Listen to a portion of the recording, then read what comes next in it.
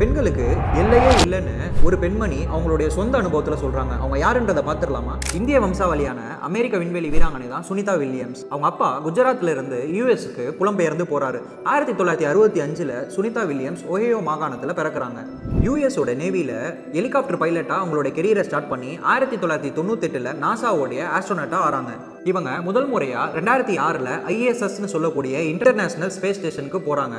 இவங்க வாழ்நாளில் 3 மிஷினை சக்ஸஸ்ஃபுல்லாக கம்ப்ளீட் பண்ணியிருக்காங்க. இதுக்காக தொடர்ந்து 608 நாட்கள் ஸ்பேஸ் ஸ்டேஷன்லேயே வாழ்ந்திருக்காங்க. இவங்க 9 முறை ஸ்பேஸ் வாக் பண்ணியிருக்காங்க. மொத்தமாக 62 மணி நேரம் ஸ்பேஸ் ஸ்டேஷனுக்கு வெளியே இருந்து வேலை செஞ்சு அதிக நேரம் ஸ்பேஸ் வாக் செஞ்ச பெண்கள்லேயே முதலிடமும் வகிக்கிறாங்க.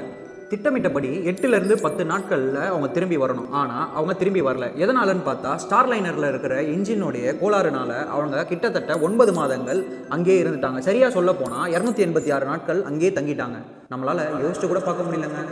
27 ஆண்டுகள் நாசாவில் சேவை செஞ்சு இப்பேற்பட்ட பெரிய சவால்கள் எல்லாம் தனி பெண்மணியாக நின்று சமாளித்து கடைசியாக 2025 டிசம்பர் 27 அவங்க ஓய்வு பெறுறாங்க.